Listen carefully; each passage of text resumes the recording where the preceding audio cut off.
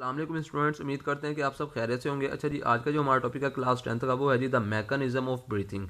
Mechanism हम कहते हैं जी तरीक़ेकार या अमल को, ब्रीथिंग हम कहते हैं जी सांस लेना, यानी कि सांस लेने का तरीक़ेकार या सांस लेने का अमल।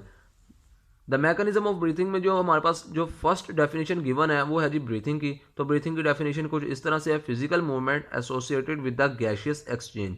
फिजिकल मूवमेंट हम कहते हैं जी जिस्मानी हरकत को, हमारी बॉडी की जितनी भी मूवमेंट है, हमारे जिस्म की जितनी भी हरकत है, वो तमाम के तमाम फिजिकल मूवमेंट है। और वो फिजिकल मूवमेंट गैशियस एक्सचेंज यानी कि गैसों के तबादले से एसोसिएटेड है।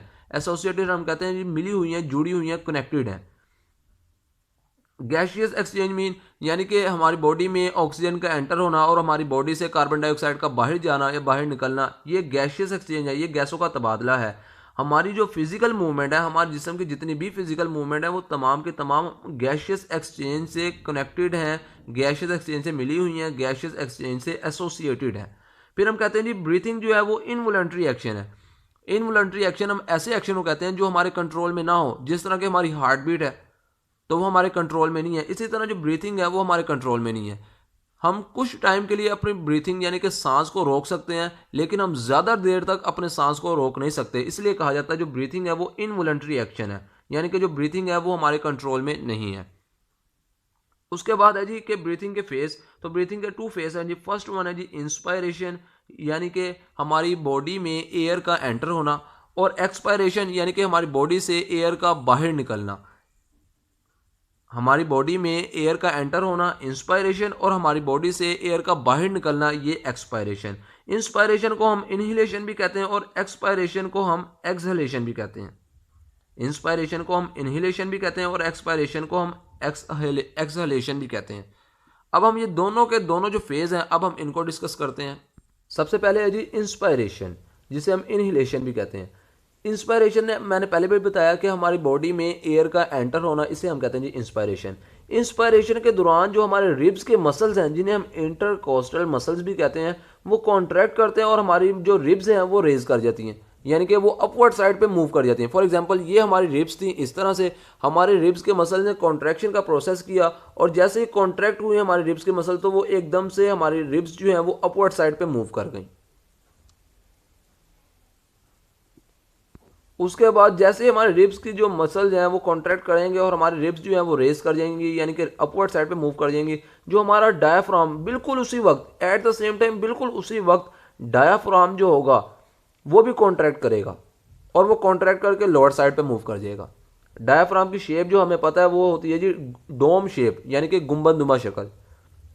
फॉर एग्जाम्पल, ये इस तरह का हमारा डायाफ्राम होता है और इस शेप को हम कहते हैं जी डोम शेप, यानी कि गुंबदनुमा स्ट्रक्चर। और ये जब डायाफ्राम जो है, जब ये कॉन्ट्रैक्ट करता है, तो ये इस तरह की शेप इख्तियार कर लेता है। ठीक, जैसे ही रिब्स के मसल ने कॉन्ट्रैक्शन का प्रोसेस किया और रिब्स जो है वो रेज कर गई, बिल्कुल उसी वक्त जो डायाफ्राम के जो मसल्स होंगे, जो डायाफ्राम होगा वो भी कॉन्ट्रैक्ट करेगा और वो लोअर साइड पे मूव कर जाएगा। और ये फॉर एग्जांपल हम कहते हैं ये हमारे पास डायाफ्राम है, जैसे ही इसने कॉन्ट्रैक्शन का प्रोसेस किया तो एकदम से ये इस तरह की शेप इख्तियार कर लेगा। उसके बाद जैसे ये दोनों के दोनों प्रोसेस कंप्लीट हो जाएंगे, जो हमारी जो चेस्ट कैविटी है, जिसे हम बायो में थोरेसिक कैविटी कहते हैं, उसका एरिया जो है वो इंक्रीज कर जाएगा। यानी जो हमारी जो थोरेसिक कैविटी है उसका जो एरिया होगा वो इंक्रीज कर जाएगा। और हमने पहले भी पढ़ा कि जब भी एरिया इंक्रीज करता है तो प्रेशर डिक्रीज कर जाता है। वो मैंने यहाँ पे फॉर्मूला लिख भी दिया कि P is equal F over A. P pressure है, एफ फोर्स है और ए एरिया है। तो इस फॉर्मूले में कि जो प्रेशर जो है वो एफ के यानी कि फोर्स के डायरेक्टली प्रोपोर्शनल है। डायरेक्ट हम कहते हैं कि अगर प्रेशर इंक्रीज होगा तो जो फोर्स है वो भी इंक्रीज होगी। और इनवर्स रिलेशन हम कहते हैं कि अगर एरिया इंक्रीज होगा तो प्रेशर डिक्रीज होगा। इस फॉर्मूले में जो पी और ए का जो रिलेशन है वो इनवर्स का है, यानी कि एरिया जो है वो इंक्रीज कर रहा है और प्रेशर जो है वो डिक्रीज कर रहा है। तो हमने यहाँ पे देखा भी कि हमारी जो चेस्ट कैविटी है, जिसे हम थोरेसिक कैविटी कहते हैं, उसका एरिया इंक्रीज कर जाएगा, यानी कि बढ़ जाएगा, जबकि जो लंग्स पे जो प्रेशर होगा वो डिक्रीज कर जाएगा, यानी कि रिड्यूस हो जाएगा, कम हो जाएगा। फिर उसके बाद जैसे ये तीनों के तीनों प्रोसेस कंप्लीट हो जाएंगे तो उसके बाद हमारे जो लंग्स होंगे वो एक्सपैंड कर जाएंगे, यानी कि फैल जाएंगे। और जैसे हमारे लंग्स जो है वो एक्सपैंड करेंगे तो हमारे लंग्स का भी एरिया इंक्रीज हो जाएगा। और जैसे हमारे लंग्स का एरिया इंक्रीज होगा तो हमारे लंग्स में जो मौजूद एयर के मॉलिक्यूल्स होंगे उनका प्रेशर डिक्रीज हो जाएगा। जैसा कि मैंने यहाँ पे लिख भी दिया कि लंग्स एक्सपैंड कर रहे हैं, जैसे लंग्स एक्सपैंड करेंगे तो उनका एरिया इंक्रीज हो रहा है। अब यहाँ पे देख सकते हैं ये लंग्स एक्सपैंड होने से पहले इस तरह के थे, एक्सपैंड हुए तो कुछ इस तरह के हो गए। ठीक, अब जैसे लंग्स एक्सपैंड हो गए तो इनका एरिया इंक्रीज हो गया। जैसे इनका एरिया इंक्रीज हो गया तो इसके अंदर ये जो डॉटेड फॉर्म में मैंने जो एयर के मॉलिक्यूल्स बनाए हैं इनका जो प्रेशर होगा लंग्स की वॉल पे वो डिक्रीज कर जाएगा। लास्ट पॉइंट रह गया जी इस ये जो फेस है इंस्पायरेशन का, वो ये है जी कि जब ये तीनों के तीनों बल्कि चारों के चारों फेस कंप्लीट हो जाएंगे तो हमने एट द एंड यहाँ पे पढ़ा कि हमारे लंग्स एक्सपैंड कर गए और हमारे जो लंग्स के अंदर जो एयर के मॉलिक्यूल्स हैं उनका प्रेशर डिक्रीज कर गया। अब इस बात से हमें क्या पता चला, इस बात से हमें ये पता चला कि हमारे जो लंग्स के अंदर एयर मॉलिक्यूल्स हैं उनका प्रेशर कम है, लेकिन हमारे जो इन्वायरमेंट में जो एयर के मॉलिक्यूल्स हैं उनका प्रेशर ज़्यादा है।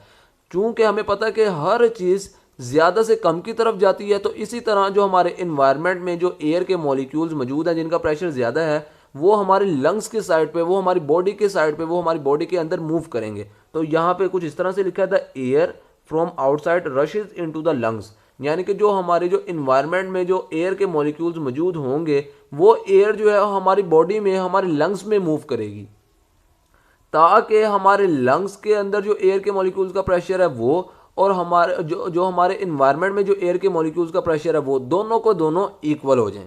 तो कुछ ये इस तरह से लिखा है the air from outside rushes into the lungs, यानी कि जो एनवायरनमेंट में जो एयर मौजूद है वो हमारे लंग्स के अंदर मूव करेगी, सो दैट ताकि the pressure of environment and the lungs is equal, ताकि हमारे जो लंग्स के अंदर जो एयर के मॉलिक्यूल्स हैं उनका प्रेशर और जो इन्वायरमेंट में जो एयर के मॉलिक्यूल्स हैं उनका प्रेशर दोनों को दोनों इक्वल हो जाए। तो आप ये डायग्राम में भी देख सकते हैं कि ये लंग्स हैं, इनके अंदर ये एयर के मॉलिक्यूल्स मौजूद हैं, ये और जो इन्वायरमेंट में जो एयर के मॉलिक्यूल्स हैं ये इन दोनों के दोनों का प्रेशर इक्वल है। यहाँ पे जो है ये इंस्पायरेशन का फेज जो है वो कंप्लीट हो गया। अब हम पढ़ेंगे जी एक्सपायरेशन। अब हम पढ़ते हैं जी एक्सपायरेशन। जो एक्सपायरेशन का जो फेस है वो इंस्पायरेशन के फेस के एकदम रिवर्स है। ठीक, वहाँ पे जो चीज़ें कॉन्ट्रैक्शन का प्रोसेस कर रही थी वो यहाँ पे रिलैक्सेशन का प्रोसेस करेंगे। अब हम वो देखते हैं किस तरह से। तो एक्सपायरेशन के दौरान क्या होगा, जो हमारी बॉडी में जो इम्प्योर एयर जो मौजूद होगी वो एक्सपेल आउट कर जाएगी, यानी कि हमारी बॉडी से बाहर निकल जाएगी।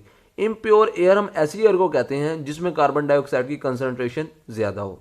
ठीक, तो हमारी बॉडी में जब कार्बन डाइऑक्साइड की कंसंट्रेशन ज़्यादा हो जाएगी तो हमारी बॉडी से वो इम्प्योर एयर जो है वो एक्सपेल आउट कर जाएगी, यानी कि बाहर निकल जाएगी। जैसे ही ये प्रोसेस यानी कि इम्प्योर एयर हमारी बॉडी से बाहर निकल जाएगी तो रिब्स के जो मसल्स हैं वो रिलैक्स करेंगे। जैसे रिब्स के मसल्स रिलैक्सेशन का प्रोसेस करेंगे तो रिब्स जो हैं वो वापस अपनी ओरिजिनल पोजीशन पे वापस आ जाएगी। ठीक है, जैसे रिब्स जो हैं वो अपनी ओरिजिनल पोजीशन को इख्तियार कर लेंगी, एट द सेम टाइम बिल्कुल उसी टाइम जो डायफ्राम के मसल्स होंगे वो भी रिलैक्सेशन का प्रोसेस करेंगे और वो भी अपनी ओरिजिनल पोजीशन को इख्तियार कर लेंगे, यानी कि जो उसकी ओरिजिनल पोजीशन थी। और हमें पता है कि डायफ्राम की ओरिजिनल पोजीशन क्या होती है, वो होती है डोम शेप यानी कि गुंबदनुमा स्ट्रक्चर। फिर क्वेश्चन होगा जी कि डायफ्राम क्या होता है, तो हमें पता है डायफ्राम जो है वो थिक मस्कुलर स्ट्रक्चर है, यानी कि मसल्स का बना हुआ एक थिक स्ट्रक्चर है, एक मोटा स्ट्रक्चर है। ठीक, जैसे ये तीनों के तीनों प्रोसेस कंप्लीट हो जाएंगे बिल्कुल उसी टाइम पे हमारी जो चेस्ट कैविटी है जिसे हम बायो में थोरेसिक कैविटी कहते हैं उसका एरिया डिक्रीज कर जाएगा। जैसे थोरेसिक कैविटी का एरिया डिक्रीज कर जाएगा तो हमारे जो लंग्स पे जो प्रेशर होगा वो इंक्रीज कर जाएगा। वो कैसे इंक्रीज कर जाएगा, फिर से एक बार मैंने फॉर्मूला लिख दिया कि P जो है वो F के डायरेक्टली प्रोपोर्शनल है जबकि एरिया के इन्वर्सली प्रोपोर्शनल है।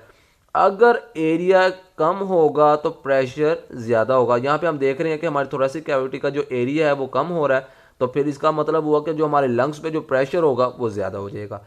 फिर एक्सपायरेशन, जैसे ये चारों के चारों प्रोसेस कंप्लीट हो जाएंगे तो इनका रिजल्ट क्या होगा, इनका रिजल्ट ये होगा जो हमारे जो लंग्स होंगे वो कॉन्ट्रैक्ट करेंगे और हमारे लंग्स जैसे ही कॉन्ट्रैक्ट करेंगे तो हमारे लंग्स में जो हमारे लंग्स में एयर जो मौजूद होगी जिसे हम इम्प्योर एयर कह रहे हैं वो एक्सपेल आउट कर जाएगी, यानी कि हमारी बॉडी से बाहर निकल जाएगी। तो ये था जी हमारे एक्सपायरेशन का फेज। तो आपने देखा कि यहाँ पे एक्सपायरेशन जो है बिल्कुल इंस्पायरेशन के रिवर्स है। वहाँ पे जो जो चीज़ें इंस्पायरेशन के फेस में जो सी चीज़ों ने कॉन्ट्रैक्शन का प्रोसेस किया, वो एक्सपायरेशन के फेस में उन चीज़ों ने रिलैक्सेशन का प्रोसेस किया। ये था जी हमारा आज का टॉपिक, मैकेनिज्म ऑफ ब्रीथिंग। जो इसी का जो नेक्स्ट पार्ट है जी, रेगुलेशन ऑफ ब्रीथिंग, वो अब हम अपने नेक्स्ट वीडियो में पढ़ेंगे। अब ये जो रेगुलेशन ऑफ ब्रीथिंग का जो प्रोसेस रह गया है, जो इसी का नेक्स्ट पार्ट है, द मैकेनिज्म ऑफ ब्रीथिंग का जो नेक्स्ट पार्ट है रेगुलेशन ऑफ ब्रीथिंग, ये अब हम अपनी नेक्स्ट वीडियो में पढ़ेंगे, डिस्कस करेंगे।